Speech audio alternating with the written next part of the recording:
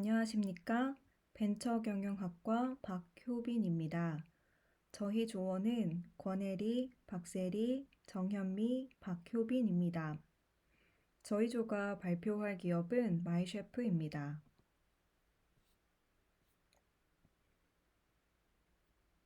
본 발표에서는 마이셰프의 CEO와 기업 소개, 관련 산업의 주요 이슈에 대해 발표하겠습니다.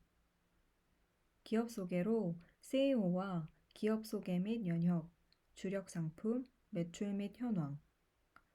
주요 이슈는 산업의 특성, 기업의 장단점, 주요 이슈를 말씀드리겠습니다. 마이셰프는 국내 최초의 밀키트 기업으로 밀키트란 요리에 필요한 식재료와 조리법을 세트로 구성한 쿠킹박스를 말합니다.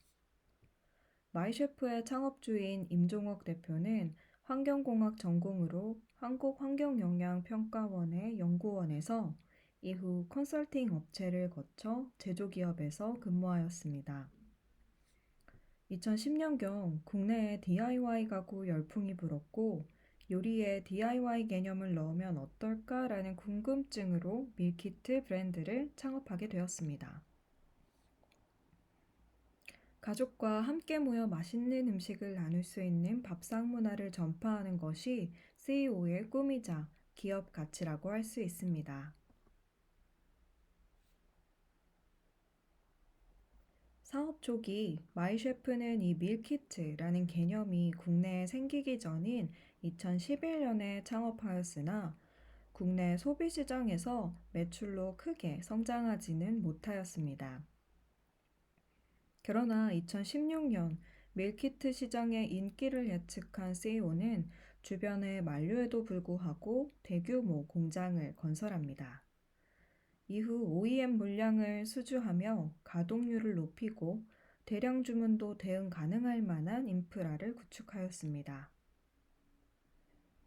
2018년 연매출 36억 원을 기록하며 사업 전성기를 맞이합니다. 올해는 코로나 수혜를 받은 기업으로 매출 400억 원을 넘어설 것으로 기대하고 있습니다.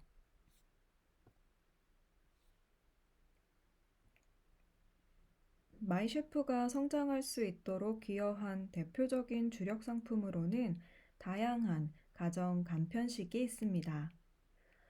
그리고 셰프들이 직접 만든 마이셰프의 특별한 시그니처 소스도 판매하고 있습니다.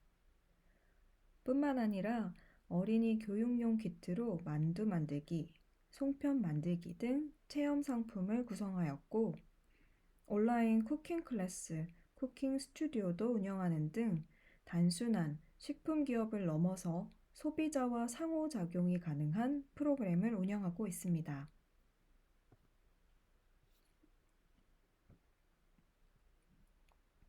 마이셰프는 더욱 끈끈한 소비자와의 관계를 구축하기 위해 자체 유통 채널 확대에 힘쓰고 있습니다.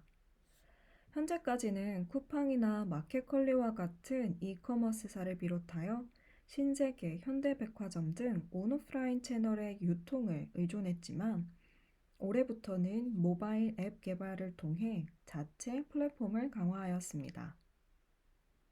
마이셰프의 매출액은 2018년 36억 원으로 시작하여 2019년 110억 원, 2020년 올해에는 430억 원을 넘어설 것으로 예상하고 있습니다.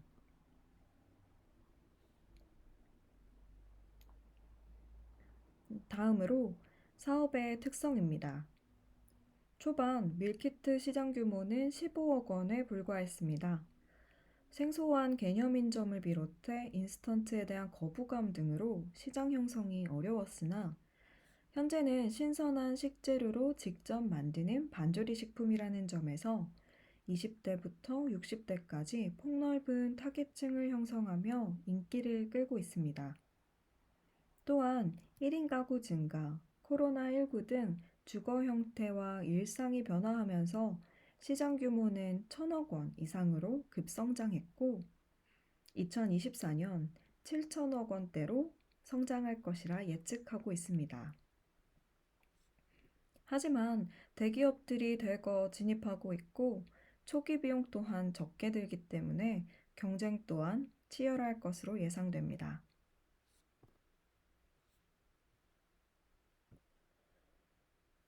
그렇다면 현 기업의 장단점은 무엇일까요? 먼저 장점을 살펴보면 첫 번째로 마이셰프는 국내 최초라는 것입니다. 고객들은 최초를 최고라고 인식하는 경향이 있기 때문에 브랜드 범주에서 최초임을 인식하게 하는 일은 중요한 전략이 될 수 있습니다. 두 번째, 다른 경쟁 업체와의 차별화로 쿠킹 클래스, 어린이 교육용 키트 등 체험형 서비스를 구성하며 다양하게 접근이 가능한 채널을 운영한다는 것입니다. 세 번째, 기성 제품을 이용하는 다른 기업과 달리 제품을 개발한 셰프들이 직접 만든 자체 소스와 레시피를 활용하여 어떤 메뉴든 빠르게 상품으로 출시 가능하다는 점입니다. 네 번째, 실시간으로 고객과 소통할 수 있는 상담 창구, 끊임없는 고객 참여 이벤트 등 활발하고 꾸준하게 소비자와 소통을 하고 있습니다. 그러나 해당 산업은 이미 시장 팽창이 가속화되고 있습니다. 마이셰프의 단점은 해당 산업으로의 진입 장벽이 낮아 경쟁이 매우 과열될 것으로 보이는 산업의 기업이라는 점입니다. 두 번째, 마이셰프는 개인 맞춤, 고객 특성 등 시장 세분화가 부족하다는 것입니다. 예를 들어 베지테리언을 위한 비건식이나 환자들을 위한 맞춤 영양식을 밀키트의 편의성, 신속성과 부합시킨다면 더욱 전문화될 수 있을 것입니다. 세 번째, 일회용품이 과도하게 많이 이용되고 있습니다. 밀키트는 식재료에 사용된 포장재가 일회용 비닐이나 플라스틱이고 이것들을 개별적으로 포장하도록 구성되어 있습니다. 이는 소비자들의 환경보호 인식 수준이 높아짐에 따라 반감을 살 수 있고 더불어 전 세계적으로 친환경, 제로 웨이스트가 추세이기 때문에 매우 치명적이고 그만큼 중요한 이슈라고 할 수 있습니다. 네 번째, 홍보 부족입니다. 국내 밀키트 최초의 선도 기업임에도 불구하고 밀키트 기업에서 마이셰프가 연상되지 않는 것은 그만큼 브랜드 마케팅이 부족한 것이라 할 수 있습니다.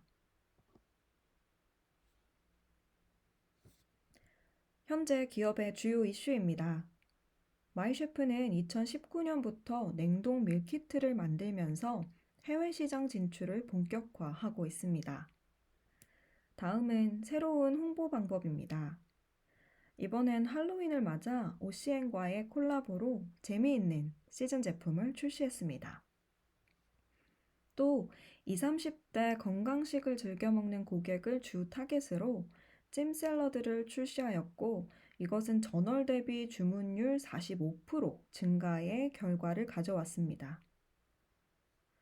마이셰프는 오프라인 매장이 증가하는 타 기업들에 뒤처지지 않기 위해 자체 유통 플랫폼 강화에 힘쓰고 있으며 2023년에는 코스닥 상장을 목표로 준비하고 있습니다.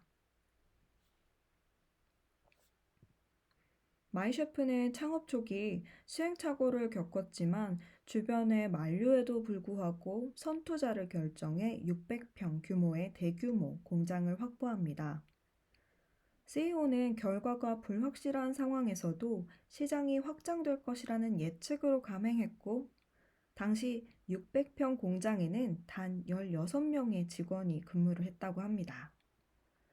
그러나 이것은 자연스럽게 대량 주문을 소화할 수 있는 인프라 구축의 발판이 되었고 현재는 해당 공장을 비롯해 700평 규모의 제2공장도 가동하고 있습니다. 이 같은 내용으로 볼 때 마이셰프는 열정을 기반으로 한 의사결정, 시장 개척 기업이라고 할 수 있습니다.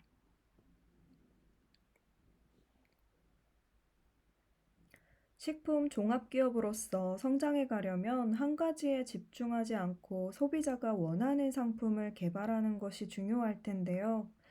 우후죽순으로 생겨나는 밀키트 기업들의 치열한 경쟁 속에서 살아남기 위해서는 단순한 제품 판매뿐만이 아니라 브랜드의 특성을 살린 참신한 아이디어가 필요한 시점으로 보여집니다. 이것으로 권혜리, 박세리, 정현미, 박효빈 조의 1차 과제 발표를 마치겠습니다. 감사합니다.